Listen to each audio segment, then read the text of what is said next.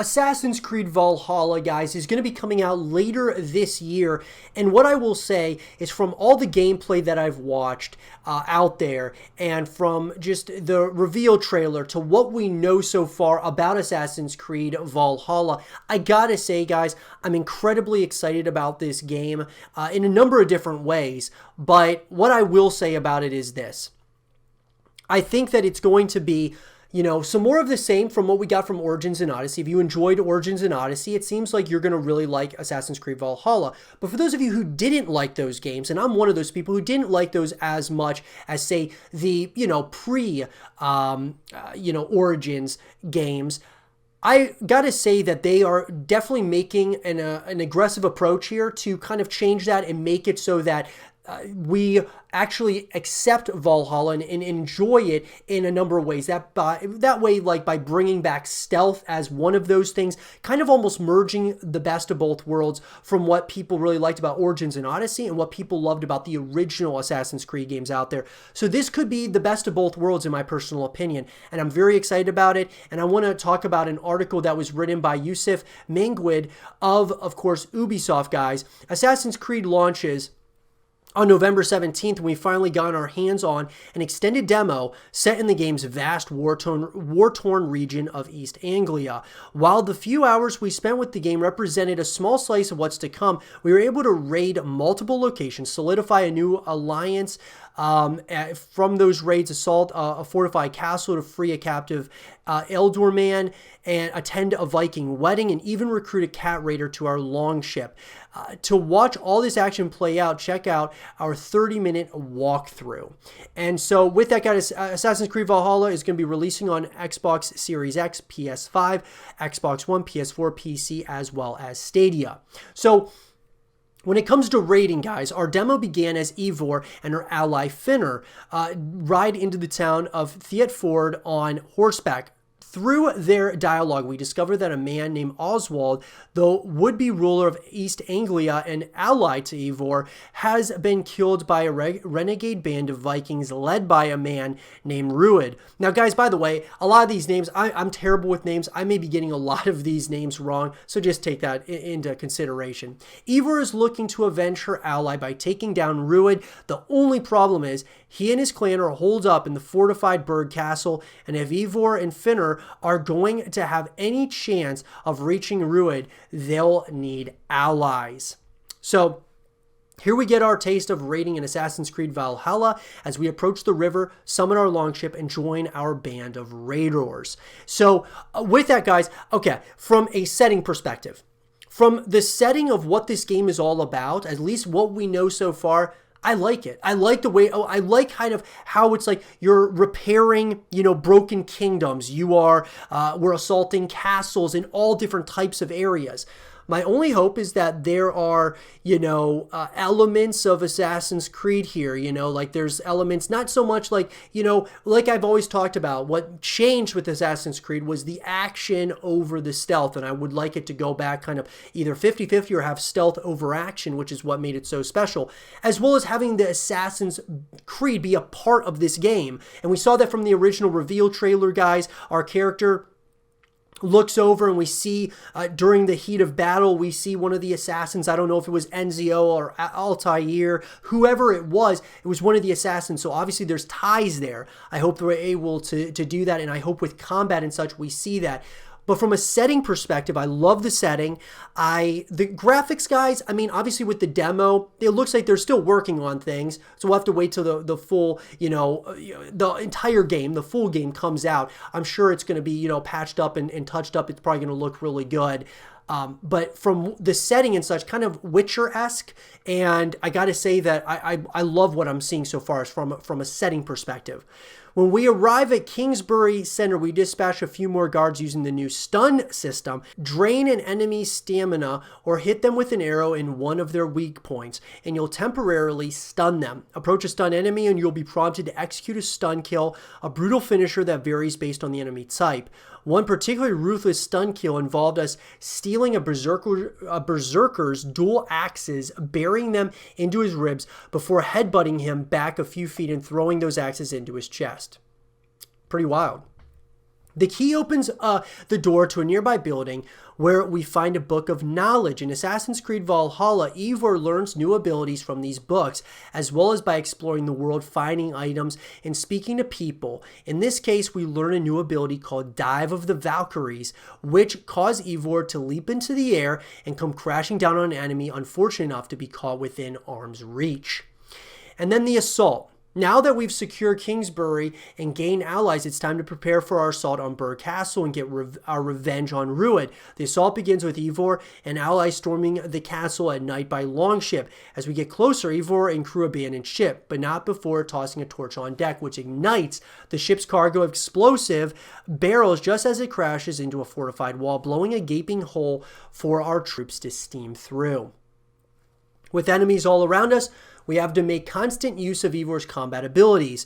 Our recently acquired Dive of the Valkyries is useful against singular enemies, but when we found ourselves surrounded by them, a frequent occurrence during fortress assaults, throwing Axe Fury was particularly helpful. What I'll say is, guys, from another standpoint of what I thought was really cool was with Assassin's Creed Valhalla is the expansive skill tree that seems to be in this game, that you're going to be able to kind of like update and get really learn different skills, but they're very expansive. There's a lot there to really learn, and so that's going to be really exciting. I think you're going to really want to go to that and learn different moves, different killing blows and things of that nature. Once our battering ram makes it through the final gate, we're treated to a cutscene to discover that despite what we led to believe, Oswald is still very much alive. This knowledge boosts the morale of both Eivor and her troops as it becomes clear that she'll have to defeat Rued to set Oswald free. We quickly scale the wall and take the fight directly to Rued in what proves to be our first boss encounter. And that's going to be interesting, guys. These boss encounters I think are going to be really interesting. Watching those as we watched them play out within the gameplay and such in the demo, I gotta say, it looks pretty exciting. Before we can finish Rued, Oswald approaches and pleads with us to spare Rued's life. We decide to show mercy and take Oswald's advice, much to Rued's dismay as he's dragged away screaming. What this choice, or any choice you make in Assassin's Creed Valhalla, will mean for the future, we don't know yet. So, this is something I'm a little bit, I don't know how I feel about. As far as having the decisions, making decisions, I'm not saying it's a bad thing, guys, because in a lot of games it's fine making decisions as you go throughout the story. But I just don't know, obviously, how this is going to work with Valhalla as a whole. Those decisions that you make, obviously, you're kind of wonder. I guess what I think of is back to the old, Assassin's Creed games.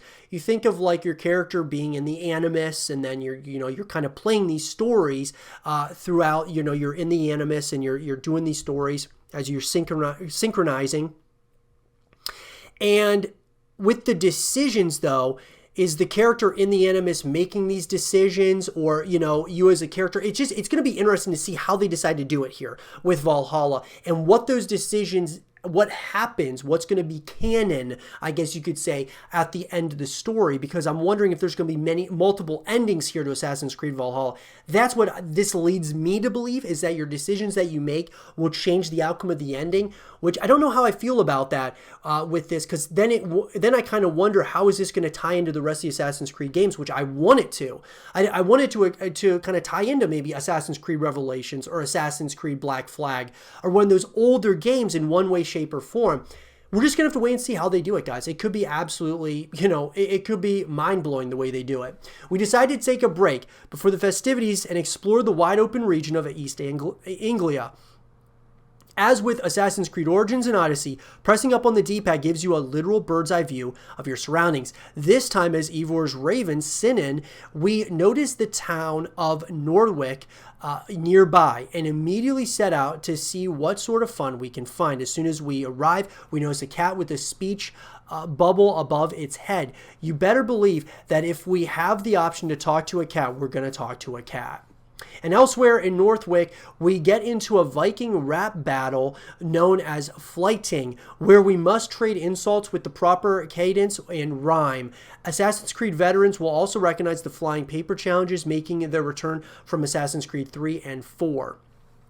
So what I'm getting at is they mention Assassin's Creed 3 as well as 4. And what that is telling me is that they're definitely like being, conscious about the decisions that they're making throughout the course of this game, guys. And that's why it really leads me to believe that this game, Valhalla, is going to tie in one way, shape, or form to the other Assassin's Creed games. But like the earlier ones, I believe is where, because it feels like they've gone kind of in this new direction with Assassin's Creed. And I'm not saying that everything that they've done is terrible with Origins and Odyssey. There's been things that have worked. But I think overall there's been a lot more that hasn't worked than that has worked, because it just doesn't feel like these other games are really tying into the overarching story of Assassin's Creed. And now that's just my opinion. I'd love to hear yours in the comment section down below. But out in the wilderness, a simple religious altar provides an unexpected encounter as Ivor's offering is stolen by two children, and an ordinary house presents a unique environmental puzzle and story as we figure out a way to claim the treasure inside. So many different, there seems like there's going to be puzzles, guys. There's going to be a lot of side missions, which I'm really excited about. After the fight concludes, we leave the horrid clearing to get some fresh air. Our next stop, peacefully with our previous encounter, as we wander up to a cliff overlooking the clearing where we had just defeated Reagan. We come across a grouping of stones and are tasked with building a cairn, a stack of stones meant to reach a certain height. Calming music coupled with the serene sea view make for a relaxing and not too difficult physics-based puzzle.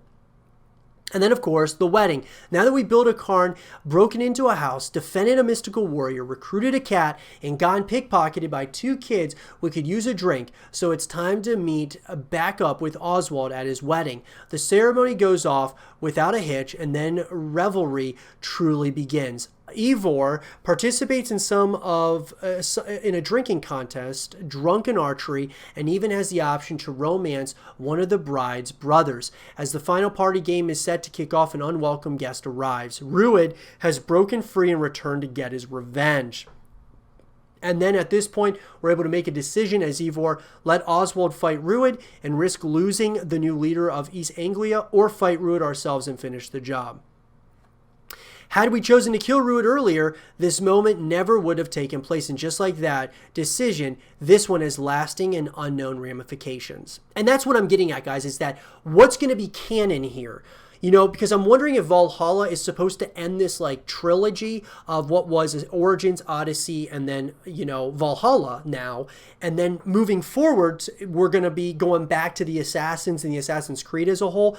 It's very hard to say, guys, what they're deciding to do here. But these decisions are going to probably lead to a lot of talk, a lot of speculation, even maybe some controversy here. It's going to be interesting. The festivities fizzle out after the battle, but our alliance with Oswald is still intact. So Ivor decides it's best to depart. On her way out, she mentions she should check back in on her friend Finner before leaving. As it turns out, Finner has been itching to live the life of a Viking raider and decides to join our crew. Assassin's Creed Valhalla allows you to recruit raiders from all over England to your longship, and each one brings their own unique fighting style and stories to share that color both the characters and the world as you sail through 9th century England.